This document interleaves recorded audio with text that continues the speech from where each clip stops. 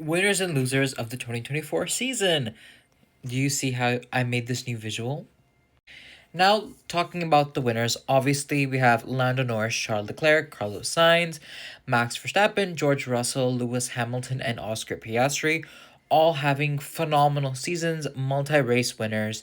The first season, I think, ever where we had 7 different multi-time race winners. And this really made the season really interesting, particularly when we thought Max Verstappen was going to dominate, and in the beginning it did seem like he was going to, but uh when Carlos won, when Lando won, when Charles Leclerc won, and then slowly was more and more people, and then we had 11 race drought of Max Verstappen winning. That was the best time to be a fan. Obviously, winners again, McLaren. They won the Constructors' Cup by 14 points. Phenomenal by both Mac. Phenomenal from the team, phenomenal from the drivers. And it really just sets them up for 2025 perfectly. They're the team to beat now, and Max is the driver to beat. And I think that makes the dynamic for 25 really interesting. And it really just seems like it's going to be Williams. Sorry, not Williams. I wish. McLaren versus Ferrari for 25. Another one is Ferrari. The last 6 races, they won 2 of them. They've had phenomenal results this year. They went from, being third by a margin to being second by a very second thin margin to almost first. They have an amazing driving pairing for next year, Lewis Hamilton and Charles Leclerc. And it seems like Ferrari's on the comeback, and McLaren's going to be in the race, and Max Verstappen. Obviously, Max Verstappen, 4-time world champion now. Congratulations to Max. Phenomenal season, truly. Joe finally got points and driver of the day, and he forced Carlos to get the chili costume, winner for him. Just overall, just king behavior. Next winner, obviously, Williams started there. Again, that's a huge influx of money for Williams that they need, especially for car development. I think that's great for 26. I don't think they're spending any money on 25. I don't blame them. Huge regulation change. You might as well just focus on 26, rather than trying to not be shit, Obviously, Daddy Max. Max is now a daddy, or going to be one. He's already a bonus dad, but now, like, full-on daddy, so that's great. Alex, last winner of the day goes to Alexandra Semelo. She just killed it. She had a phenomenal year. The road campaign was everything. And she gave what needed to be given. Okay. An updated one because they added more. But Haas, they really came alive. They, with the Toyota partnership, Ayuka Komatsu really pushed this team in a phenomenal direction.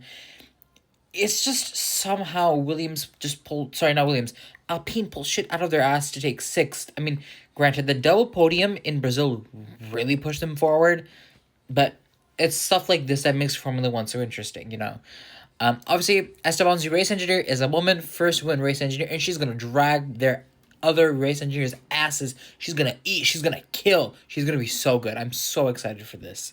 Now, lastly, onto the losers. The Williams mechanics.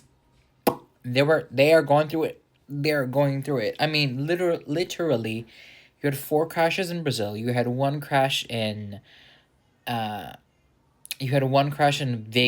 No, one or two. 2 crashes in Vegas.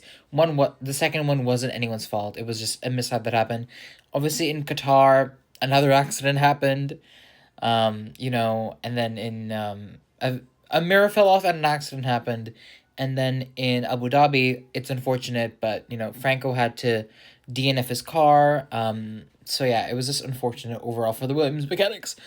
Secondly, Leclerc fans, when do we not face depression as Leclerc fans? I feel like that's a part of the treaty you sign, when you become a Leclerc fan. And 25 does not seem to be easier. You have Lewis Hamilton you have to contend with now. So that's great, Carlos fans. I'm also a Carlos fan. We're crying in the club. In the club, we all cry because what do you mean we have to support Williams? What do you mean? I mean, listen, I'm gladly supporting Williams.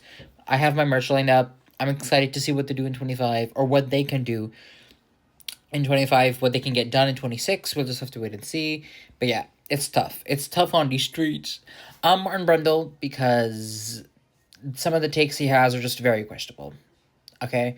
I forgot to add this, but the FIA president is also a loser because hit the head, hit the head. Some of the shit he's been saying, I'm like, sir, you're about to go into a re-election campaign, and it's not looking good for you. No, no, sir, no.